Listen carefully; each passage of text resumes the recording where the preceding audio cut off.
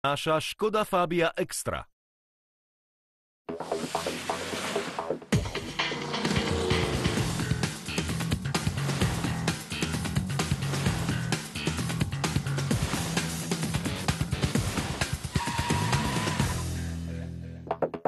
Vítajte v autosalóne. Otestujeme i30 z LPG.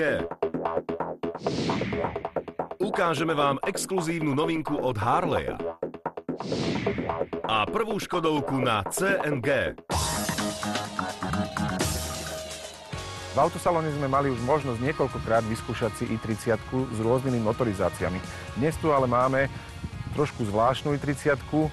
Je to základný benzínový, nepreplňovaný 1.4-kový motor v kombinácii s LPG, čiže spaľovanie ropného plynu.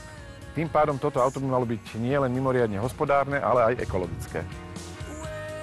Najskôr ale musíme natankovať a to vás na niektorých pumpách pekne obslúžia, nemusíte sa sami trápiť. LPG je zatiaľ u nás asi najrozšírenejšia alternatíva k benzínu a nafte.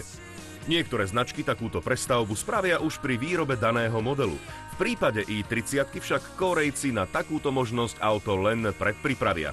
Samotnú montáž musí urobiť odborný servis, ktorý má certifikát od importéra tejto značky a stojí približne 1000 eur. Korejské autá spravili za posledných 20 rokov obrovský pokrok. Veď mnohí si ešte pamätáme, keď začali začiatkom 90. rokov jazdiť po našich cestách, ako vyzerali.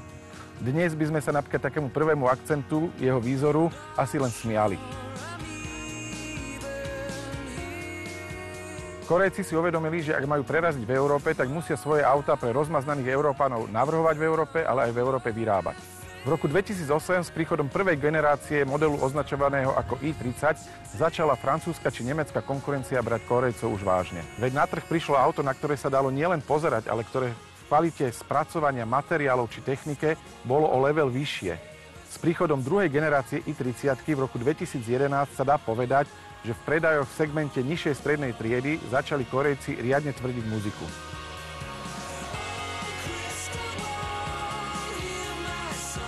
Kórejcom sa podarilo vyrobiť auto, ktoré nielen dobre vyzerá, ale aj dobre jazdí.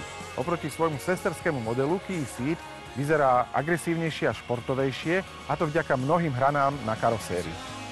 Nami testovaná i30 bola v limitovanej výbave Family, v ktorej sú už v základe aj moderné ledkové denné svetlá.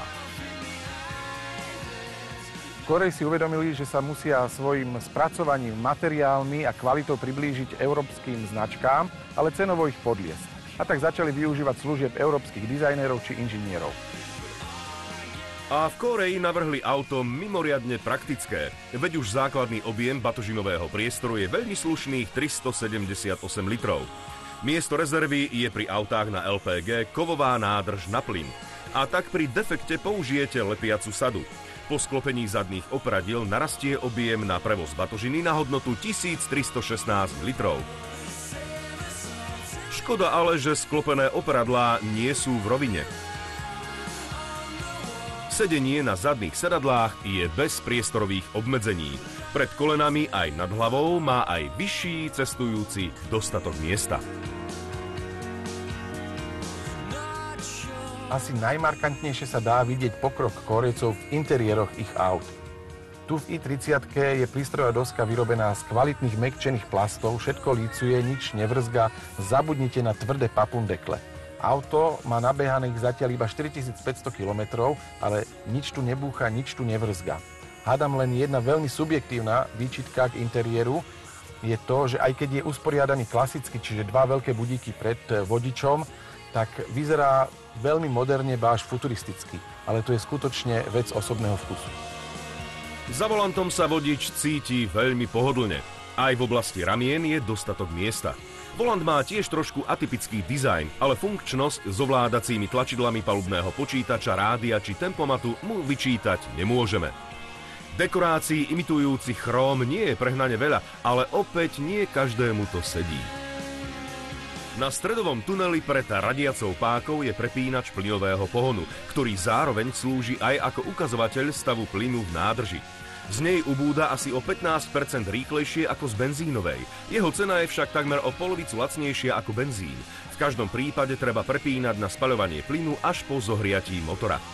Sedadlá sú na prekvapenie s veľmi dobrou bočnou oporou, takmer ako v nejakom športovejšom aute. Nuž a to Hyundai i30 s 1.4 rozhodne nie je. Skvelou vecou, ktorú som v Hyundai i30 ocenil, bola možnosť nastaviť si tuhosť odporu posilovača riadenia. Dá sa to urobiť gombíkom na volante a od tvrdého športového režimu až po veľmi komfortný, kedy sa krúti volant takmer sám. Čo je ale výborné na tomto aute, je skutočne skvelý podvozok, ktorý je urobený maximálne tak, aby bol komfortný, ale stále drží auto veľmi dobre aj v zátačkách a je dobre odhlučnený, čiže aj na týchto našich slovenských neskutočne zlých cestách dostáva ten podvozok rány, ktoré vy vôbec nepočujete. Sú veľmi dobre utlmené. i30 je veľmi dobre obyčajné auto. Je tu dostatok priestoru, môže slúžiť aj ako rodinné auto a v kombinácii s LPG zvyšuje sa jeho akčný rádius a je ekologické aj ekonomické. i30 na LPG je ekonomicky zaujímavé auto hlavne pre ľudí, ktorí najazdia aspoň 25 000 kilometrov ročne.